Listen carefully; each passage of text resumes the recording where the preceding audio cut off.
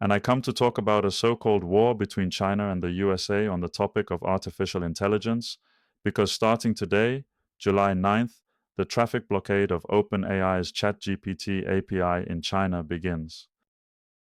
In China and other countries, but China is the important one.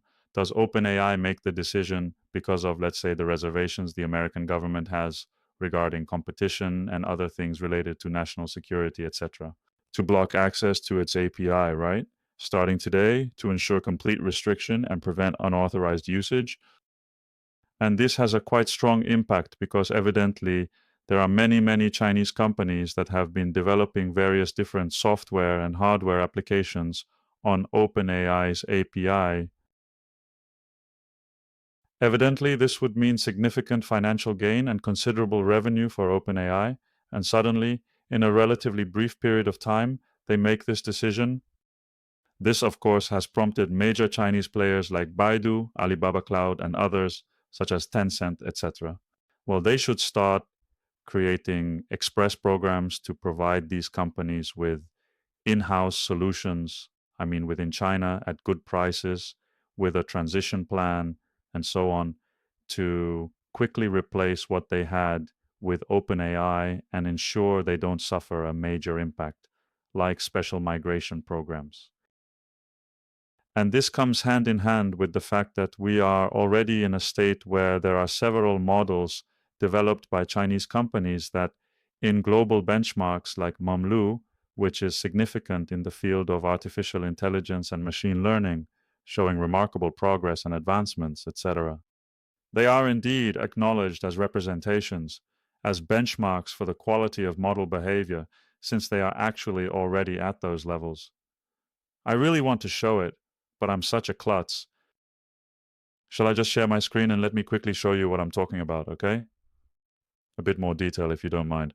Because there are certain models, as I mentioned earlier, that have been developed in China. These models exhibit a level of performance that is quite comparable to what is currently being achieved and produced in the United States of America. In certain fields, these models show notable advancements. I say USA because the rest, the world of mortals, doesn't come into play here. And this, of course, these two pieces of news, which are significant and impactful, together lead me to reflect deeply on two main things. Firstly, what the future holds in terms of this competition and its potential outcomes. And secondly, how progress and knowledge in the field of AI are becoming increasingly closed, localized, and restricted to a few entities. The rest of us are somewhat becoming clients or puppets of whatever they decide, with limited influence or control over the direction and decisions being made. How do you all see this? Well, yes. I mean, I see several things. First, isn't this move curious? Because first they appointed someone from the NSA to their board a few weeks ago, and then this happens. In the end, you realize that all these moves are driven by something. Then it continues very much in line, right? Even if it's with AI, at the core, we've been in a technological war between the USA and China for a few years now. There has been a lot of talk about the ban of TikTok in the USA. In fact, the use of TikTok has been banned, for example, in Congress and other spaces. In the end, I believe this also fits into a new era where the dangers are no longer just bombs or, in other cases, industrial espionage or other threats from past times, but rather the dangers lie in the use of technology. Because technology allows listening to conversations, technology allows access to privileged information, and in the case of AI, technology allows for many more things.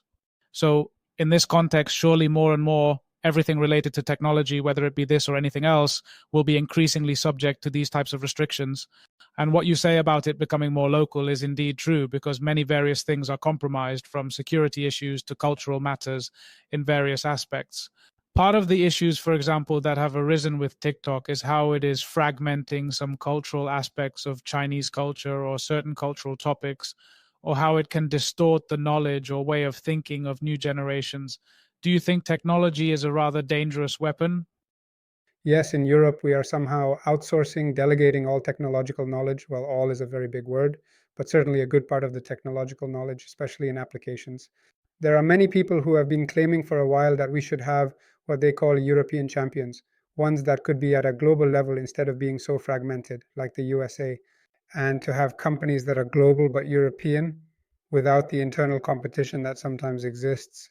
If you combine all the investments made in Mistral, along with what is moderately equivalent in Germany, in England, well, England, the United Kingdom is already out, but well, Spain, Italy, I don't know, then maybe you could have a company that could compete with what's happening out there. What do we do if suddenly not only China closes doors, but the USA closes doors too, for example? Well, there are people who might tell you it doesn't matter, that it's not that important. We're definitely going to encounter those comments, right? But what do we really do if we suddenly can't have that? Because with everything we're saying, we might start to become less competitive in terms of productivity, doing the bare minimum. Where are things headed with these types of applications? So I don't know, maybe we're being too, I don't know if confident is the right word, like nothing ever happens. Since nothing ever happens, we'll just let others do it, as they used to say. Who was that Spaniard who said, let others invent? I don't remember the name, but we're going a bit down that path. Personally, I don't like it, but well, I don't know if we can do much about it.